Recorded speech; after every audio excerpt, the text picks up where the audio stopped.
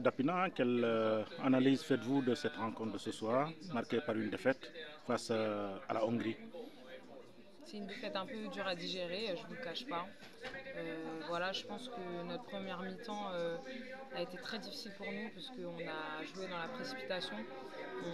On a moins construit qu'on a bien construit contre les autres équipes contre qui on avait joué, où on avait dit qu'on allait faire des attaques qui durent très longtemps. L'objectif c'était d'user l'adversaire en attaque sur nous 1 contre 1, de pouvoir créer des espaces. Et voilà, on a eu pas mal de déchets. Je suppose dû à la fatigue aussi, mais voilà, je pense que la première mi-temps nous a mis beaucoup en difficulté et on le voit sur le résultat d'écart de but à la fin du match. Alors, vous avez du mal à entrer dans le match. En 9 minutes, un seul but. Qu'est-ce qui n'a pas marché justement?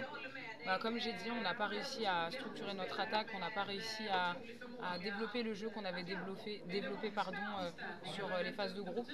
Et je pense que ça nous a manqué. On manque d'écartement aussi sur les extérieurs, voilà, où il nous manque 2 ou 3 passes pour pouvoir finaliser nos actions et pouvoir finir sur des shoots beaucoup plus ouverts et des shoots favorables aussi pour pouvoir marquer des buts et éviter de se prendre la foudre sur contre-attaque par rapport aux shoots qu'on a fournis sur la première mi-temps. Alors, prochain match, ce sera contre la Monténégro, une autre calibre du handball mondial. Exactement, un gros calibre aussi, puisque c'est des filles qui prennent de l'envergure, qui sont très grandes. Et voilà, l'objectif, ça va être pareil, de pouvoir jouer plus collectivement, de pouvoir placer notre attaque, être beaucoup plus calme dans notre tactique de jeu. Et ça va être une grosse bataille défensive aussi contre cette équipe.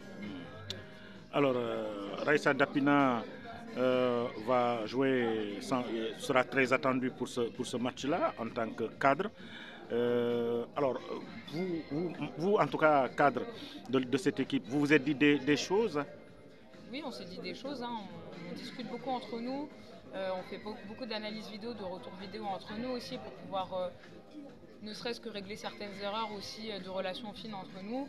Donc voilà, je pense que le mot, ça va être surtout de bien se reposer ce soir, de réguler ce qu'on a prévu de réguler demain à la vidéo, à l'entraînement et de pouvoir être beaucoup plus dans la communication comme on l'a été sur les anciens matchs pour pouvoir performer et pour pouvoir être beaucoup plus sereine aussi sur nos décisions qu'on peut produire en attaque et nos décisions aussi défensives. Et surtout pour pouvoir protéger un peu plus notre gardienne de but, Justicia. Alors, Raissa fait partie des 9 cadres qui étaient au mondial au Japon. Comment est-ce que ça s'est passé l'intégration des nouvelles joueuses qui viennent de découvrir le mondial?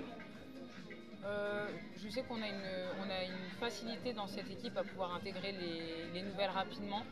Je pense qu'on est dans un système assez bienveillant et les nouvelles se sont très bien adaptées. Je pense surtout à Aminata Sissoko qui nous apporte beaucoup aujourd'hui défensivement et aussi en attaque où elle a beaucoup de vitesse.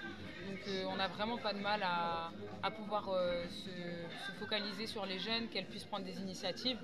Donc très contente de ça et on espère vraiment pouvoir continuer sur ce chemin pour continuer à développer la sélection et développer notre jeu parce que c'est très important de pouvoir compter sur les nouvelles de l'effectif. Vous avez des nouvelles des autres pays africains? L'Angola qui a été lourdement battu, le Cameroun également, le Sénégal, l'Afrique, ça peine. Je dirais pas que ça peine parce que voilà, aujourd'hui on a montré de très belles images sur les 3 pays africains qui ont été qualifiés pour le tour principal. C'est le premier match, il y a beaucoup de fatigue, c'est vrai, contre des grosses équipes européennes, mais voilà, j'ai hâte de pouvoir voir comment le Cameroun L'Angola. et l'Angola est capable de switcher sur le deuxième match. Et nous aussi, je sais qu'on est très attendus sur le match du Monténégro et du Cameroun, puisqu'on va rejouer le Cameroun aussi. On va donner le meilleur de nous-mêmes en tout cas, et j'espère vraiment qu'on va montrer la belle image qu'on a pu montrer sur ces débuts de championnat du monde, et parce qu'on a les ressources, je pense qu'on a les ressources pour le faire. Et voilà, j'attends qu'on puisse montrer une belle image demain. Merci Raissa. De rien, bonne soirée. Bonne Pardon. soirée, merci.